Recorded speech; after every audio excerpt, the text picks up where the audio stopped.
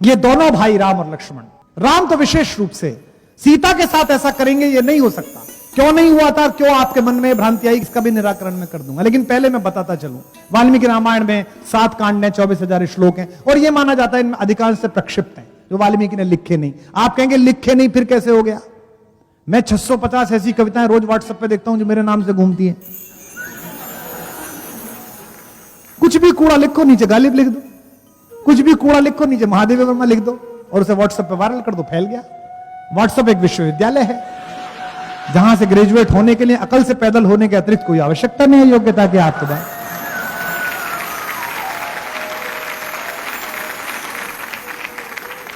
वाल्मीकि रामायण में अहिल्या से जब मिलने के लिए राम गए, और पहली बार मैंने कल भी बताया था आपको इस प्रसंग में, दोनों भाइयों ने पहला काम किया कि चरण स्पर्श किए अहिल्या के। राघवो तू सदा तस्या पादौ जगृहित, सबसे पहले चरण स्पर्श करे।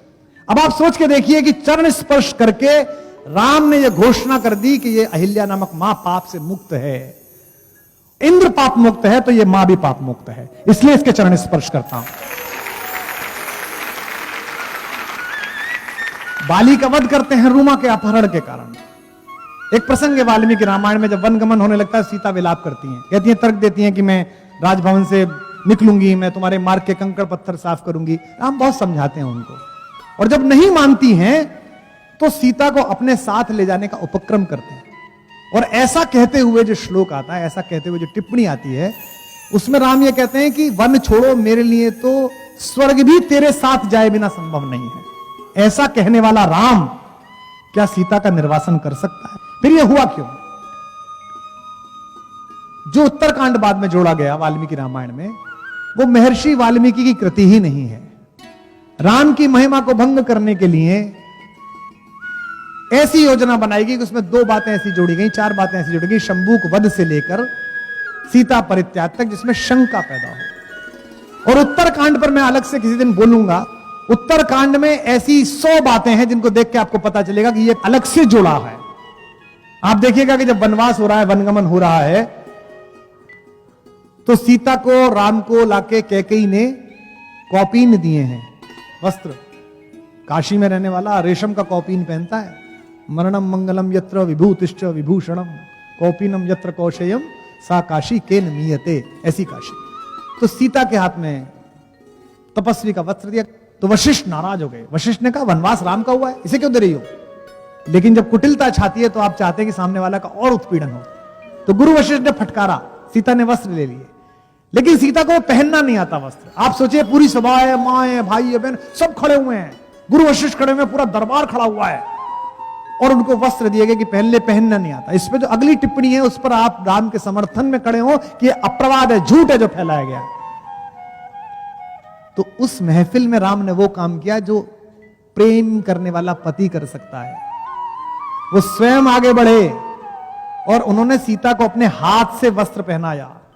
तस्यास्तत् क्षिप्रमागत्य रामो धर्मव्रता वरः चीरम बबंधम सीताया कौशेयस्य ऊपरि स्वयं। सीता को स्वयं वस्त्र पहनाया। जो आदमी अपनी पत्नी के सार्वजनिक अपमान को अपनी छाती पर झेलता हो, वो अपनी पत्नी को किसी के कहने पर जंगल भेज देगा? कैसी मूर्खतापूर्ण बात है।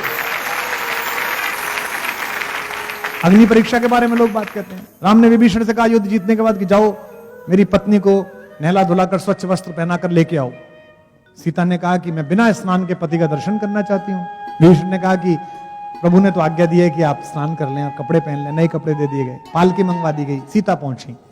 जब सीता को उन्होंने देखा तो उनका मुख म्लान हो गया। अब आप समझेंगे कि इतने लंबे समय के बाद राम मिले तो म्लान के मुख हो गया। राम को लगा कि इतने सुंदर वस्त्रों में इतनी सजी संवरी अगर ये आएंगी तो लोक में इनके बारे में गलत राय जाएगी। इन्हें तो रावण की कैद में कोई दुख ही नहीं था, कोई कष्ट ही नहीं था, और यह दुख समझने के बाद समाज गलत सोचेगा। सीता ने कहा मैंने प्रभु से, अपने पति से अनन्य प्रेम किया है, अगर क्षण भर भी मेरा मन राम से दूर हुआ हो तो अग्निदेव मेरी रक्षा करें। तो इसमें मनश्छंद एक शब्द है। यहां कालिदास पढ़ाने वाले लोग बैठे हैं, जितनी महिलाएं बैठी हैं, सीता ऐसी नहीं है कि ऐसे कोई निर्वासन दे दे चली जाएंगी। ये सब झूठ है। सब ये उत्तर रामायण की कथा है जो बाद के लोगों ने जोड़ी है। सीता का तो दर्प इतना बड़ा है, सीता का स्वाभिमान इतना बड़ा है कि कालिदास ने रघुवंशम में जब सीता को जंगल में छोड़ा लक्ष्मण से कहा कि बेटा इसे छोड़ के आओ, इस कहानी को बनाया उन्होंने। तो सीता से लक्ष्मण ने पूछा, बहुत देर तो खड़े रहे भाभी के सामने, फिर डरे रहे, पूछूं डांट तो नहीं देंगी। फिर लक्ष्मण ने पूछा कि मां मेरे लिए कुछ आज्ञा है? तो कालिदास लिखते हैं, सीता कहती है लक्ष्मण से, प्रीतस्मिते सौम्य चिराय जीवः, मैं तुमसे बहुत खुश हूं, तुम बहुत समय तक जीवित रहो। साहस बढ़ता है। फिर कहते हैं भैया के लिए कुछ आज्ञा है, भाई साहब को कुछ कहूं। अब सोचिए, सीता का चरित्र देखिए, वो एक वाक्य बोलती है, एक शब्द बोलती हैं, आपके अंदर से आंसू खींचेगा वो शब्द। कालिदास जैसा महाकवि लिख रहा है तो कौशल भी है उसके पास लिखने का। कहते प्रीतस्मिते सौम्य चिराय जीवे, भाई से कुछ कहना है? तो वो कहते हैं वाच्यस्त्वया मद वचनात् स राजा, उस राजा से मेरी ये बात कह देना। पति नहीं कहती। उत्तरकांड आप पढ़ लीजिए, वो वाल्मीकि का कथन ही नहीं है, वाल्मीकि की स्टाइल ही नहीं है। जो यहां विज्ञान ज्ञानी बैठे हों, जिनका पढ़ना है, मैं उनसे चुनौती देता हूं, वाल्मीकि रामायण पूरी पढ़िए, जहां से कहानी शुरू हुई है, जहां से झूठ शुरू हुआ है कि सीता को निर्वासन दिया गया। ये कहानी कभी नहीं थी, ये बाद में जोड़ी गई है। क्योंकि आप उत्तरकांड की भाषा पढ़िए, वो वाल्मीकि की भाषा ही नहीं है। हमारे मंचों पर कई लोग उस्तादों से गजल लिखवा के ले आती हैं, आप सबको पता है।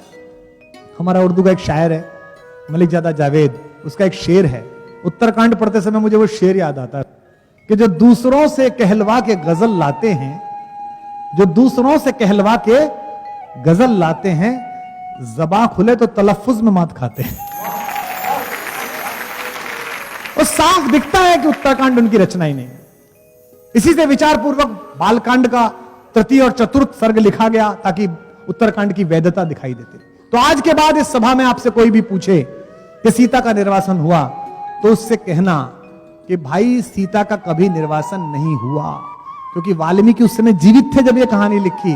वाल्मीकि ने जीवनी लिखी है, ऑटोबायोग्राफिकल एलिमेंट है, और वाल्मीकि ने उसे समाप्त कर दिया कहां? युद्ध कांड पर। और युद्ध कांड के बाद में कहा इस प्रकार राजा ने, राम ने 11,000 वर्षों तक राज्य किया।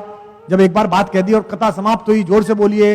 इसलिए वाल्मीकि ने योग बल से देखा, और वाल्मीकि अपने आश्रम में ही सीता को देख रहे हैं, राम मिलने आए हैं, नारद ने खुद ने कहा 11,000 वर्षों याद किया है। तो आज के बाद से इस कहानी का एक प्रसंग आप आगे से ध्यान रखेंगे, शंभूक वध और सीता का परित्याग।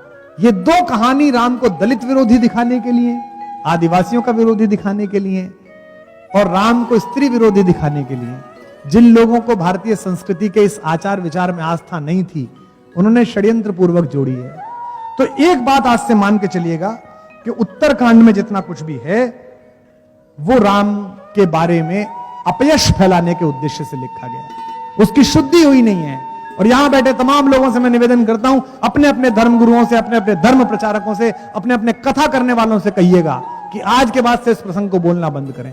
झूठ आप बोल रहे हैं इसलिए जनता विश्वास कर रही है। निर्वासित अहिल्या को मां कहने वाला हमारा राम, कैकेयी जैसी मां। कल मैथिली शरण गुप्त की जयंती थी, मैथिली शरण गुप्त ने कैकेयी को पहुंचाया है जब पंचवटी में, तो कैकेयी बताती है बेटे से, होने पर बहुधा अर्धरात्रि अंधेरी, जी जी आकर करती पुकार थी मेरी, लोग कुहुकनी अपना कुहुक राम यह जागा। बेटा तुम्हें याद है जब तू छोटा था तो मेरे पास सोता था, राम से कहती है कैकेयी, लोग कुहुकनी अपना कुहुक राम यह जागा, निज मंजली मां का स्वप्न देख वे भागा, होने पर बहुधा अर्धरात्रि बहुतेरी, तुम वही राम में वही कैकेयी तेरी। राम कहते हे अम्ब तुम्हारा राम जानता है सब, इस कारण यह कुछ खेद मानता है कब। राम ने कहा कैकेयी से, 100 बार धन्य वो एक लाल की माई, जिस जननी ने है जना भरत सा भाई।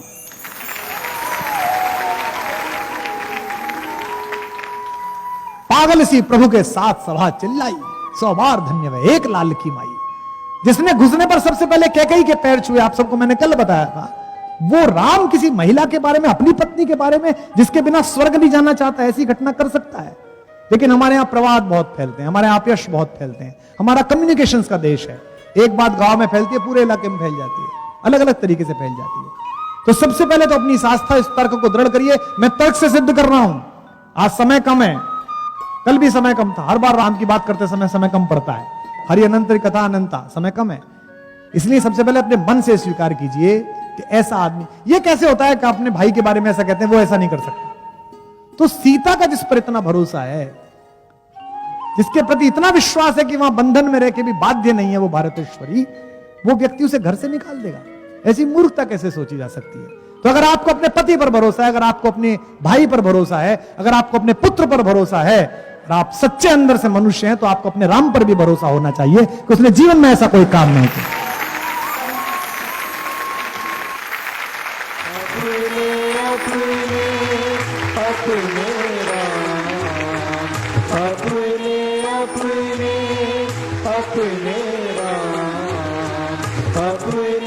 अपने